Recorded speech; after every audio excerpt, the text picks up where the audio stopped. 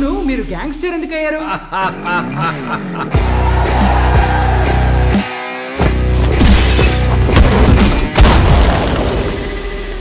ఎవడ్రా కబాలి?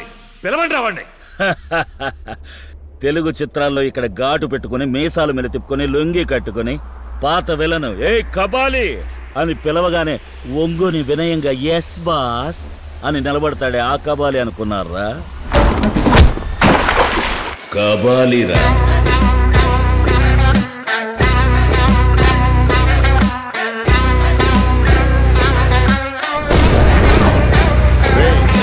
నిన్నే అమ్మాయి ఎక్కడా?